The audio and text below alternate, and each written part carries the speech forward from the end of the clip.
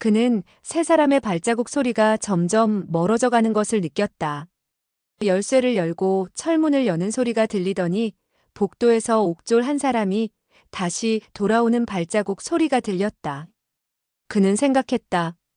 그녀가 내일 날 보러 온다고 했지. 아, 아주 긴 하루를 기다려야 그녀를 볼 수 있겠구나. 그가 손을 내밀어 광주리 속의 음식을 꺼내려 하자. 갑자기 털이 많은 기다란 손이 와서는 대나무 광주리를 가져갔다. 그 손은 바로 흉악한 범인의 손이었다. 그는 광주리 속에서 한 덩이의 고기를 꺼내어 입속에 넣고 씹기 시작했다. 저구는 화를 내며 말했다. 그건 내 것이오. 그는 갑자기 말문이 터진 것에 대해서 그 자신도 매우 이상하게 생각했다. 그는 앞으로 한 발 걸어나가 빼앗으려 했지만 흉악한 죄수가 저군을 손으로 밀쳤다. 저군은 똑바로 서지 못하고 뒤로 벌렁 자빠지며 퍽 하는 소리와 함께 뒤통수를 벽에 부딪혔다. 이때 그는 비로소 비파고를 뚫으면 폐인이 된다는 뜻을 알아차렸다. 다음 날 척방은 그를 보러 오지 않았다. 둘째 날도 오지 않았으며 셋째 날도 오지 않았다.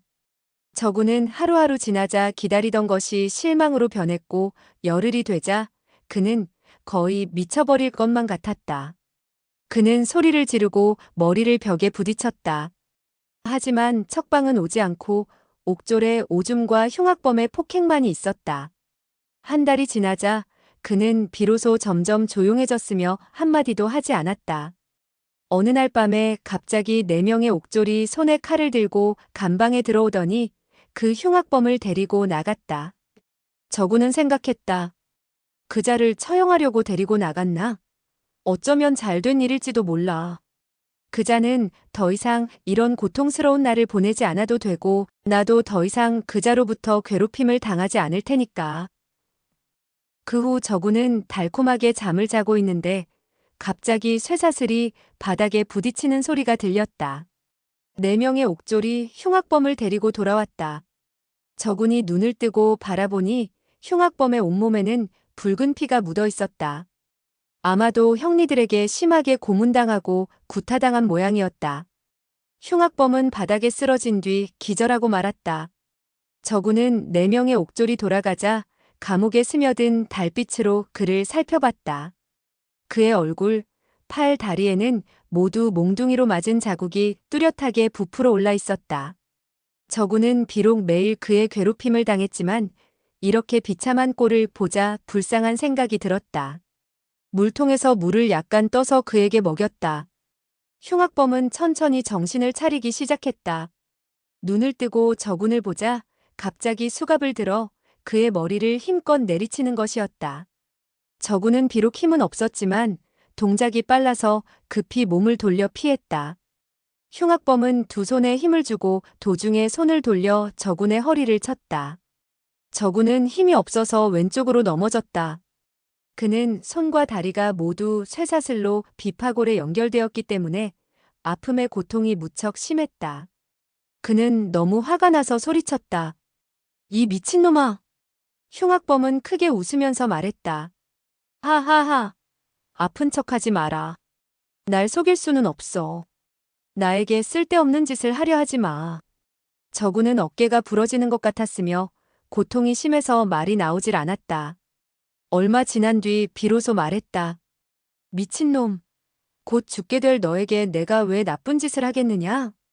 흉악범은 앞으로 오더니 왼발로 저군의 등을 차고 오른발로는 힘껏 그의 앞가슴을 차며 말했다. 나이도 젊은 녀석이 괘씸하군. 다른 사람의 지시를 받았으니 망정이지. 그렇지 않았다면 내가 한 발로 차서 죽여버렸을 거다. 저군은 기가 막혀서 상처의 고통을 잊어버렸으며 아무 죄 없이 감옥 생활을 하고 있다고 생각하자 자신의 인생이 불쌍하다고 생각했다. 더욱이 이런 미친놈과 같은 방에 있다는 것은 정말 불행 중의 불행이라고 생각했다. 다음 달 둥근 밤에 흉악범은 또 칼을 든 4명의 옥졸에게 끌려나가 고문과 구타를 당하고 감방으로 돌아왔다. 이번에 저구는 그의 꼴이 비참하게 생겼어도 시종 않은 채를 하지 않았다. 하지만 흉악범은 기운이 다 빠지고 전신에 상처가 있는데도 불구하고 그에게 화풀이를 했다. 그는 소리쳤다. 제기랄, 내 놈의 속임수에 내가 넘어갈 줄 알았느냐? 흉악범은 이런 말도 했다. 그래, 어디 두고 보자. 누가 죄를 더 많이 졌는지. 그가 고문과 구타를 당한 것이 마치 저군의 잘못인 것처럼 때리고 또 발로 차며 하루 종일 떠들었다. 그로부터 매월 달이 둥근 날이 가까이 다가오면 저군은 고통스러웠다. 그것은 참혹한 구타의 날이 다가오기 때문이다. 매월 15일 흉악범은 밖으로 끌려나가서 참혹한 고문과 구타를 당하고 돌아와서는 저군에게 복수를 하는 것이었다. 다행히 저군이 젊어서 신체가 건강해 매월 구타를 당하고도 참고 견딜 수가 있었다. 저군은 매우 의아하게 생각했다. 나의 비파골이 뚫어진 후로부터 힘이 전혀 없는데 저 미친 녀석도 나와 똑같이 쇠사슬로 비파골을 뚫었는데도 왜 저렇게 힘이 세지? 몇 번이나 용기를 내서 물어보려고 했지만 입만 열면 미친놈은 구타를 하기 시작했다. 그 이후부터는 한마디의 말도 그에게 하지 않았다. 그렇게 수개월이 지나가자 겨울은 가고 봄이 왔다. 저군은 옥에서 벌써 1년을 지냈다. 그는 습관이 되어서 마음속의 분노와 상처의 고통을 점차 잊어버리기 시작했다. 오늘까지 그는 미친놈의 구타를 피하기 위하여 한 번도 정면으로 그를 쳐다보지 못했다. 그와 말을 하지 않고 눈빛이 마주치지만 않으면 둥근 달이 뜨는 밤만 빼고 미친놈은 와서 귀찮게 굴지 않았다. 아침에 저군이 눈을 뜨기도 전에 감방 밖에서 제비 소리가 들려왔다. 갑자기 옛날에 척방과 함께 제비 둥우리를 보던 생각이 나자 가슴이 아파왔다. 제비가 있는 곳을 쳐다보자 한 쌍의 제비는 멀리 날아가 수십 장 밖에 있는 높은 지붕 위에 올라앉았다. 그는 하루 종일 심심해서 자주 창밖을 내다보며 저 집에는 누가 살고 있을까 생각했다. 그 집 창문은 항상 굳게 닫혀 있었고 창가에는 화분이 놓여 있었다. 봄의 햇빛은 밝았고 창가에는 말리화가 심어진 화분이 놓여 있었다. 이것저것 생각하고 있는데 갑자기 미친놈이 한숨을 쉬는 소리가 들렸다. 1년 동안 미친놈은 크게 웃거나 아니면 욕을 해왔으며 한 번도 한숨을 쉬는 적이 없었다. 이 한숨 속에는 슬픔과 우울한 감정이 깃들어 있었다. 저군은 참지 못하고 고개를 돌려 그를 쳐다봤다. 미친놈의 입가에는 한 가닥의 미소가 떠올라 있었으며 얼굴색은 침착해 보였다.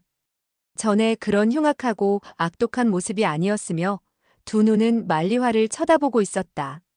저군은 그의 눈빛과 또 마주칠까봐 겁이 나 빨리 고개를 돌리고 쳐다보지 않았다. 이런 비밀을 발견하고부터 저군은 매일 아침 미친놈의 얼굴을 몰래 훔쳐봤다. 그는 항상 얼굴에 온화한 빛을 띄우고 분꽃을 쳐다보았다. 봄의 분꽃, 장미에서부터 정향과 봉선화도 빠지지 않고 바라보았다. 이번 해의 반년 동안 두 사람은 거의 한마디도 하지 않았다. 둥근 달이 뜨는 밤의 고문과 구타도 미친놈 혼자서 때리고 맞고 하면서 혼자서 화풀이를 했다. 저군은 벌써부터 알고 있었다. 자신이 한마디도 하지 않으면 미친놈은 화를 적게 내고 주먹질과 발길질도 약하게 했다. 그는 생각했다. 몇 년만 더 지나면 어떻게 말하는지도 잊어버리겠다. 미친놈은 비록 포악했지만 좋은 점도 있었다. 옥졸들이 무서워서 감히 감방에 함부로 들어와 괴롭히지를 못하는 점이 그것이었다. 미친놈이 옥졸에게 아주 쌍스러운 욕을 하면 화가 나서 그에게 밥을 주지 않았다. 그땐 저군의 밥을 빼앗아 먹는다. 두 사람에게 밥을 갖다 주지 않으면 미친놈은 며칠 동안 끄떡없이 참는다. 그해 11월 15일 미친놈은 혹독하게 고문을 당한 후 갑자기 열이 오르기 시작했다. 혼수 상태에서 혼자 마구 중얼거렸는데 무슨 말인지 전혀 알 수가 없었다. 그는 뭔가를 짓거리는 것 같았다. 두 글자는 쌍화인지 상회인지 알 수가 없었다. 저군은 처음에는 모르는 채 했다. 다음 날 점심때 그의 신음소리가 들렸다. 물 좀 줘. 저구는 할 수 없이 물을 입가에 갖다 줬다. 그의 근처에 가서는 방어 상태를 취했다. 언제 또 주먹이 날아올지 모르기 때문이다. 다행히 이번에는 조용히 물만 마시고 잠이 들었다. 그날 밤 4명의 옥졸이 또 와서는 그를 끌고 나가 한 차례 고문과 구타를 하고는 돌려보냈다. 이번에 돌아온 뒤 미친놈의 신음소리는 아주 적었다. 한 명의 옥졸이 씩씩거리면서 말했다. 끝까지 불지 않으면 내일 또 때리겠다. 다른 옥졸이 말했다. 저놈이 정신이 없을 때 빨리 불게 해야 돼. 이번에 염라대왕을 만나러 가면 큰일이야. 저구는 그와 감옥에 함께 있는지도 꽤 오래됐다. 비록 그의 괴롭힘을 많이 받았지만 그래도 미친놈이 옥졸에게 맞아 죽는 것은 보기 싫었다. 다음 날 저구는 그에게 4~5번 물을 먹였다. 5번째의 미친놈은 고개를 끄덕이며 고마움을 표시했다. 감옥에 함께 있은 뒤로 저구는 처음으로 그에게서 따스한 정을 느꼈다. 갑자기 마음속에 기쁨이 넘쳐 흘렀다. 2시간이 지난 후 4명의 옥졸이 다시 와서는 옥문을 여는 것이었다. 저구는 만약 이번에 미친놈이 끌려나가 고문과 구타를 당한다면 틀림없이 죽을 것임을 알고 있었다. 그는 갑자기 뛰어서 옥문을 가로막고 말했다. 들어오지 마. 한 명의 커다란 옥졸이 들어오면서 욕을 했다. 개자식, 저리 꺼져. 저구는 손에 힘이 없어서 고개를 숙이고 힘껏 깨물었다. 옥졸의 오른쪽 2개의 손가락을 문 것이다. 이빨 자국은 깊어서 손뼈가 보였으며 2 손가락은 거의 잘라질 것 같았다. 옥졸은 너무나 놀라 급히 몸을 돌려 밖으로 뛰어나갔다.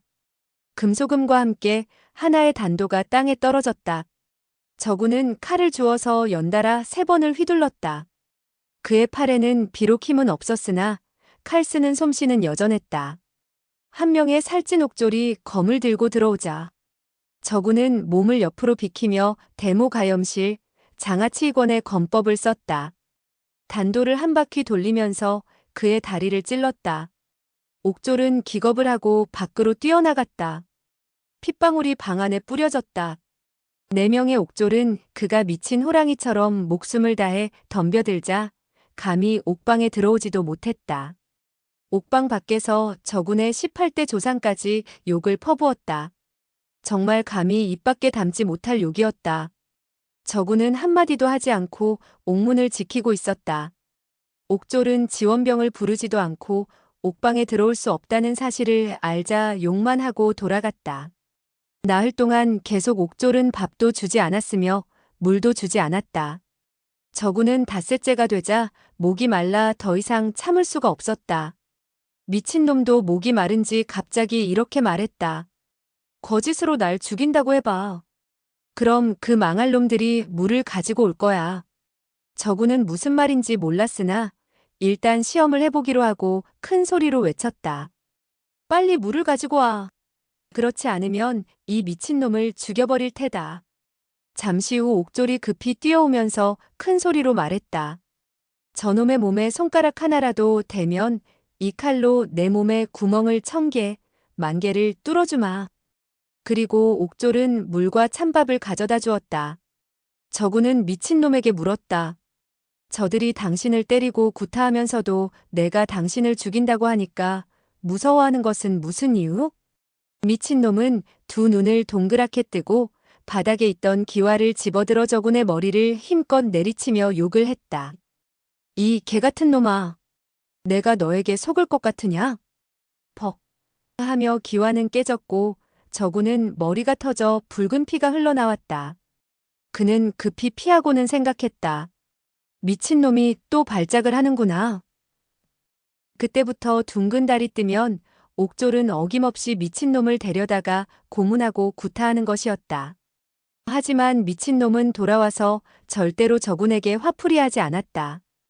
2 사람은 계속해서 말을 하지 않았다. 저군은 그를 몇 번 쳐다보면 무지막한 주먹이 어김없이 날아왔다.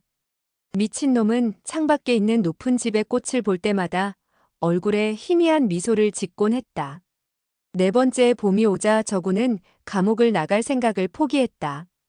꿈속에서 자주 사부님과 사매의 모습이 나타나기는 했지만 사부님의 모습은 점차 잊혔다.